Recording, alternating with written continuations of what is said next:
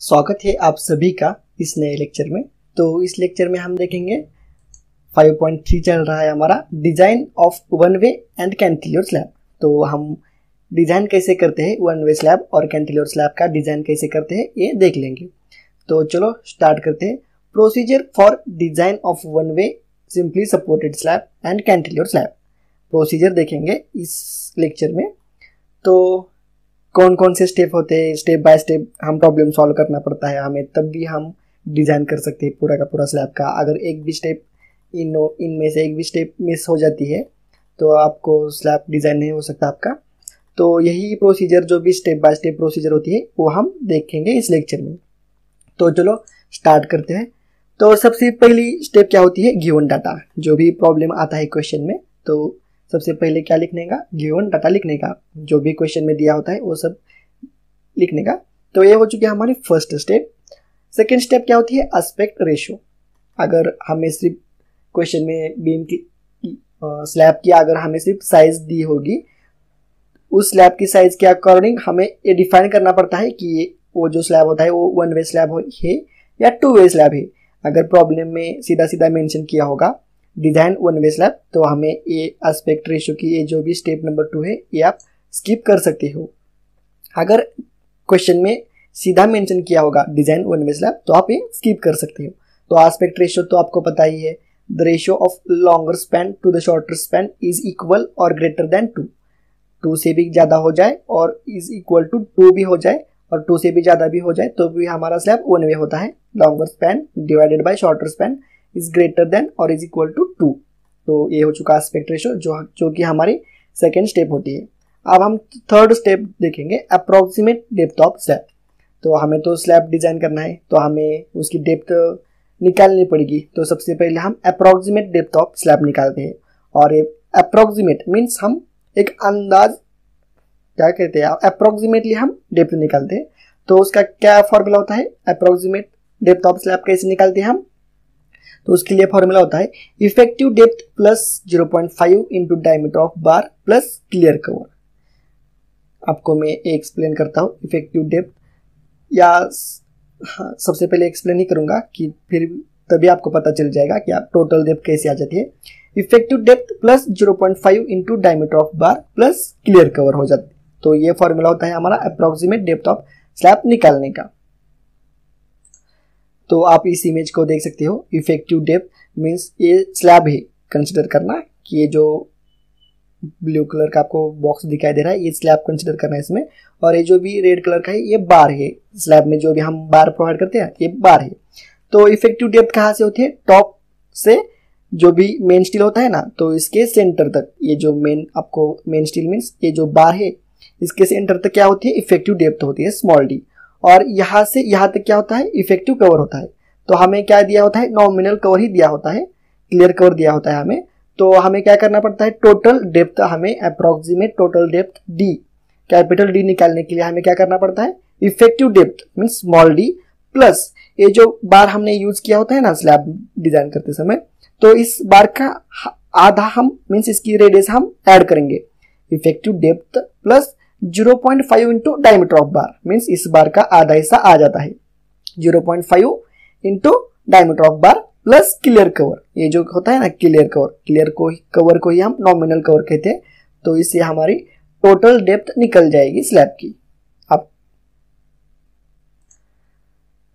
तो इस प्रकार से हम approximate depth of the slab निकालेंगे। अब हम देखेंगे कि इफेक्टिव डेप्थ हम कैसे निकालेंगे।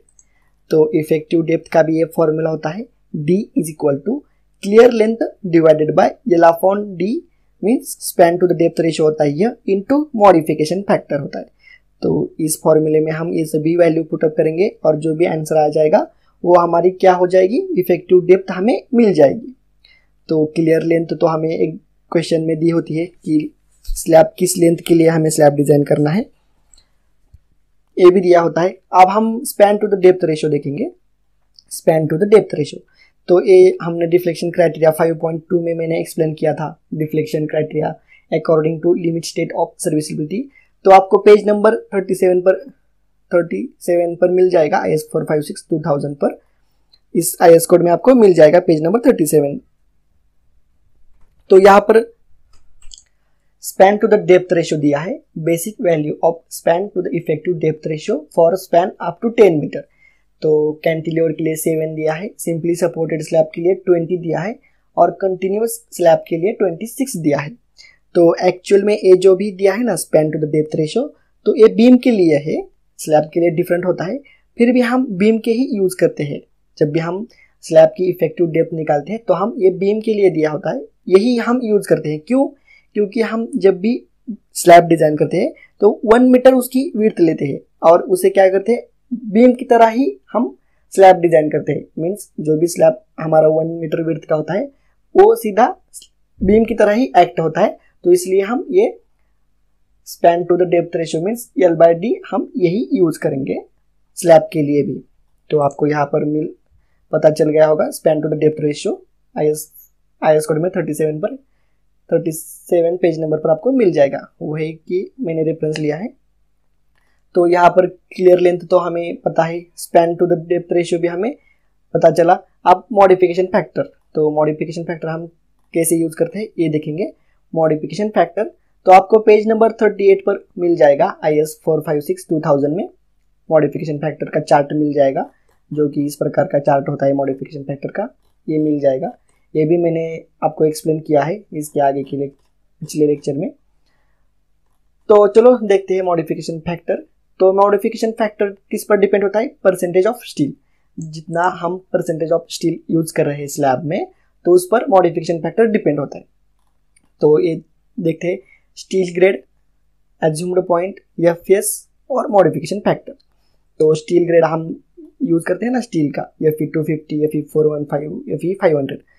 तो उसी के लिए अगर हमने स्लैब डिजाइन करते समय 250 का स्टील यूज किया है, हमने क्वेश्चन में दिया होता है यूज 250 स्टील या 415 स्टील।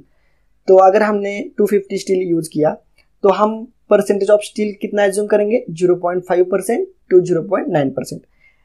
इन बिटवीन ही हम परसेंटेज ऑफ स्टील एज्यूम करेंगे। तो मैंने यहाँ पर 0.7% ऑफ स्टील एज्यूम किया।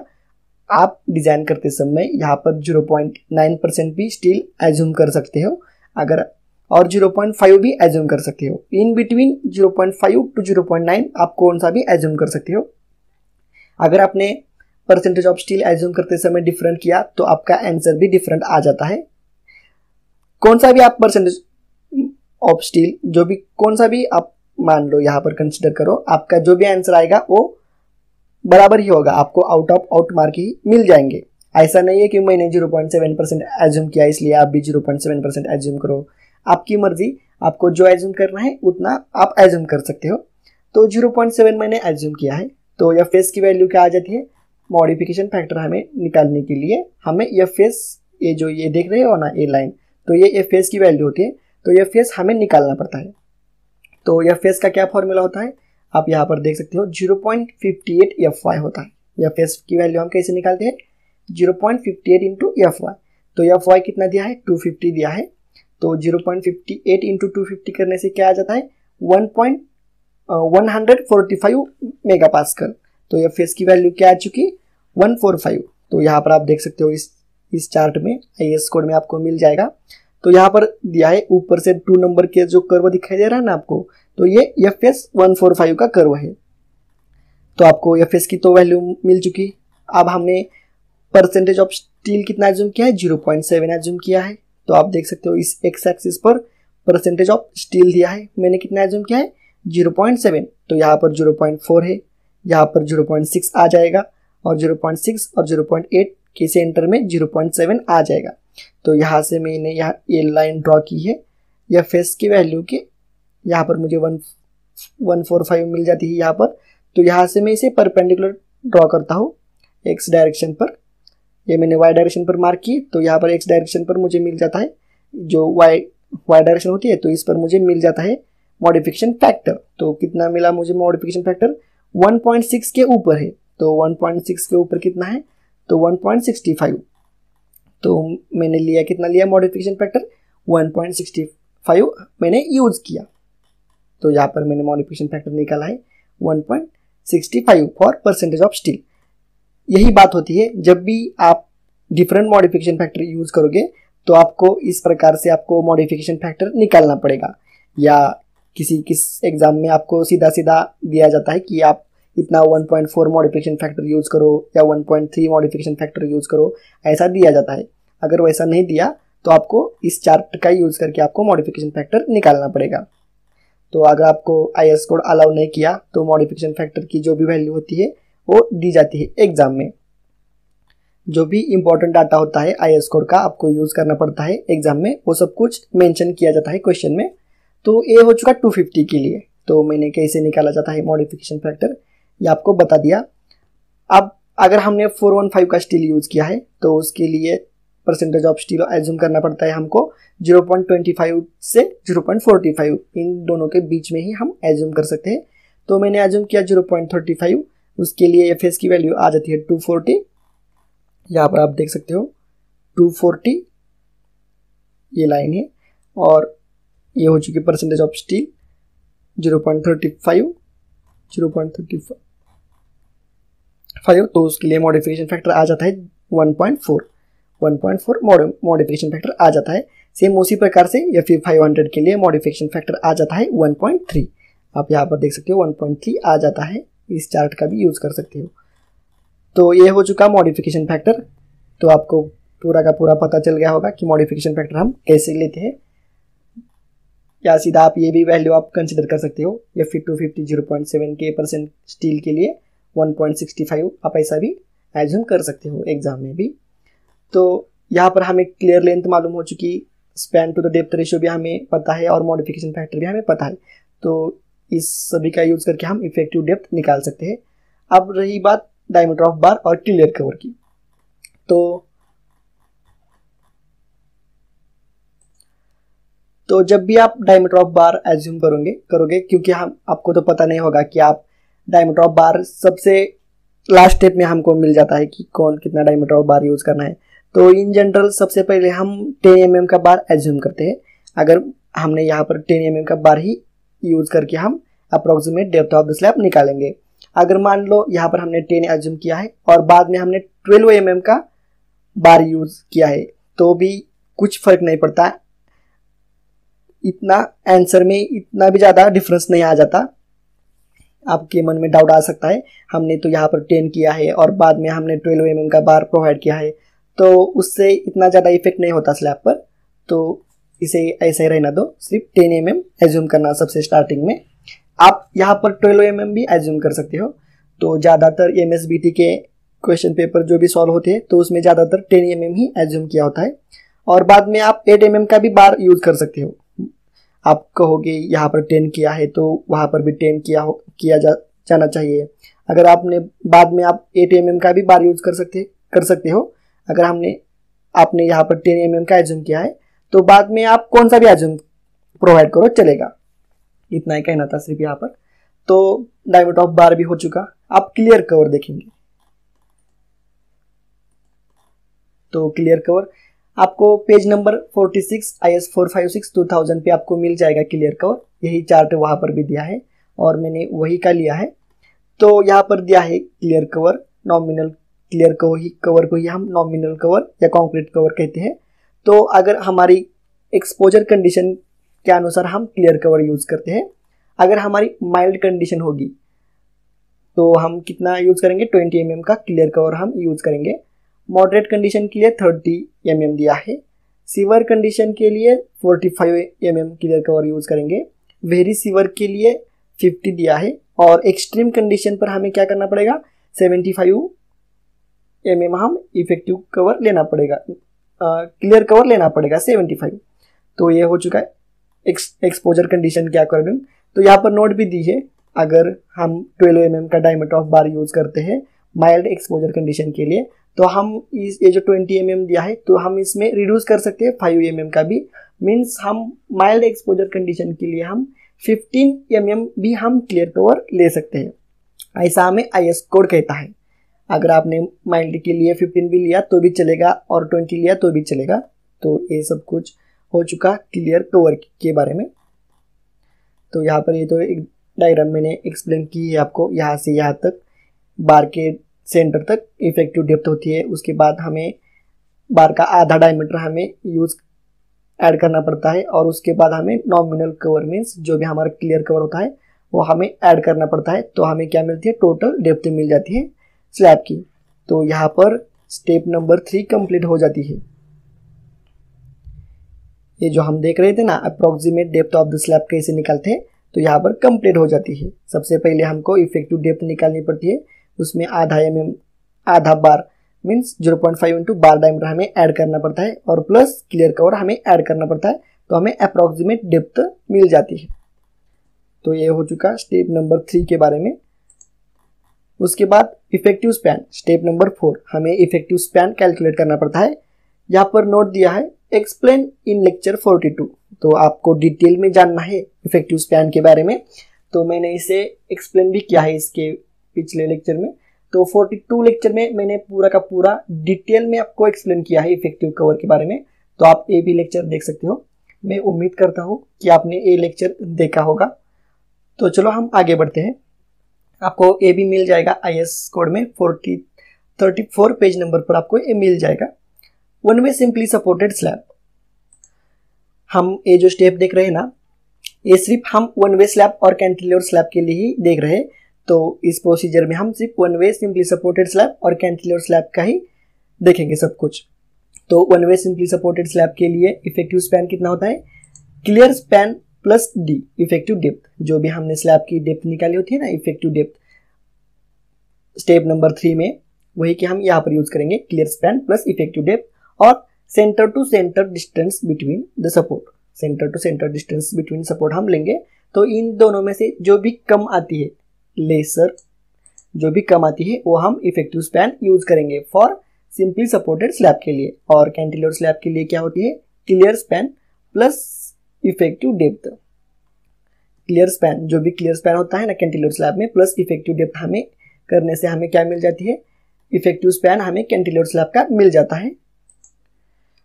मैंने यहाँ पर भी समझाया था आपको। तो यहाँ पर देख सकते हो ये क्लियर स्पैन है, यहाँ से ये जो सपोर्ट होता है इसके बाहर का पूरा क्लियर स्पैन होता है, उसमें हमें इफेक्टिव डेप्थ ऐड करनी पड़ती है। ये जो कैंटिलीवर स्लैब की इफेक्टिव डेप्थ होती है ये हमें ऐड करनी पड़ती है।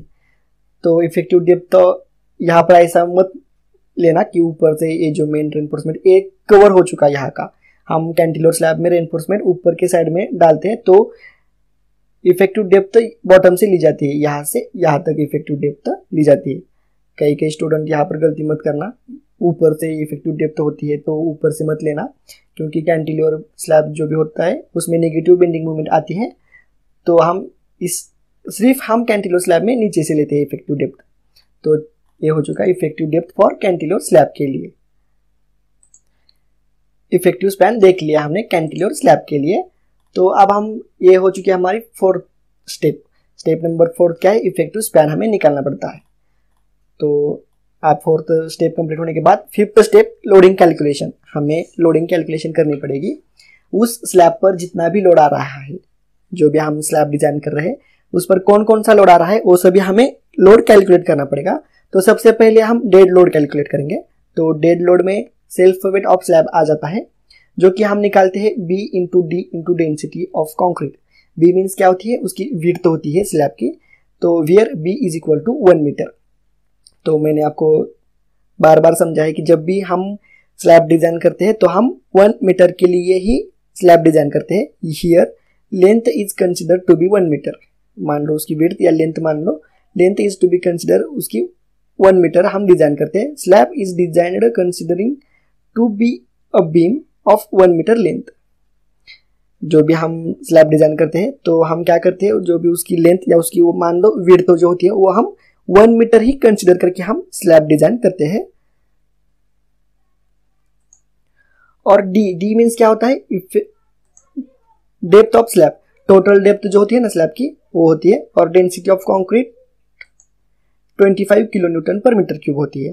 तो हम इस फॉर्मूले में सभी चीजें पुटअप करेंगे और सेल्फ वेट ऑफ स्लैब निकालेंगे। ये डेड लोड हो चुका। डेड लोड में first point self weight of slab और सेकंड फ्लोर फिनिश। तो यह हमें दिया जाता है क्वेश्चन में, अगर नहीं दिया तो हम 1 किलो न्यूटन पर मीटर हम एज्यूम करेंगे फ्लोर फिनिश का लोड। फ्लोर फिनिश मीन्स जो भी हम स्लैब के ऊपर टाइल लगाते हैं ना, तो वो लोड होता है फ्लोर फिनिश में, ये भी डेड लोड में ही आ जाता है। और सी लाइव लोड, तो लाइव लोड भी हमें दिया जाता है 2 किलो न्यूटन पर मीटर स्क्वायर, ये कितना भी क्वेश्चन में मेंशन किया जाता है लाइव लोड। तो हमें टोटल लोड निकालना पड़ता है उसके बाद में A plus B plus C, means ये जो ए हो चुका self weight of slab plus floor finish plus live load, हमें इन तीनों की एडिशन करके हमें टोटल लोड मिल जाता है। तो उसके बाद हमें फैक्टर्ड लोड करना पड़ता है, ये जो यहाँ पर W होता है फैक्टर्ड लोड WU, ये जो लोड हमने निकाला है ना, तो इसे हम फैक्टर्ड करते हैं बाद में। तो उसी के लिए हमको 1.5 से मल्टीप्लाई करना पड़ता है। 1.5 इंटू टोटल लोड करने से हमें फैक्टर्ड लोड मिल जाएगा, WU की वैल्यू हमें मिल जाती है यहाँ पर। तो ये हो चुकी 5th स्टेप लोडिंग कैलकुलेशन। तो आप ये पूरे का पूरा स्टेप अपने नोटबुक में नोट डाउन करके रखना, बाद में जब हम प्रॉब्लम सॉल्व करेंगे तो आपको ये उपयोग में आ सकता है, इसका इस्तेमाल आप कर सकते हो। तो बाद में सेकेंड स्टेप 6th स्टेप हमारी calculation bending moment. After calculation loading calculation करने के बाद हमें हमारी 6th स्टेप आ जाती है कैलकुलेशन ऑफ बेंडिंग मोमेंट। हमें लोड मिल जाने के बाद अल्टीमेट लोड मिल चुका है हमें, अब हम मोमेंट कैलकुलेट करेंगे। One way simply supported slab के लिए मोमेंट का क्या फॉर्मूला होता है, moment is equal to WU_L² divided by 8। तो इस फॉर्मूला का यूज करके हम मोमेंट निकालेंगे for one way simply supported slab के लिए। और कैंटिलीवर स्लैब के लिए कौन सा फॉर्मूला होता है, moment MU is equal to WU_L² by 2 होता है। तो इस फॉर्मूले में गलती मत करना कि WL² by 8 simply supported slab के लिए है और WL² बाई 2 कैंटिलीवर स्लैब के लिए है। तो इन दोनों फॉर्मूला का यूज करके हम बेंडिंग मोमेंट निकालेंगे। तो इस लेक्चर में बस इतना ही, 6 स्टेप तक ही हम इसमें रुक जाते हैं, और जो भी 7 स्टेप होती है ये हम नेक्स्ट लेक्चर में देखेंगे। तो मिलते हैं।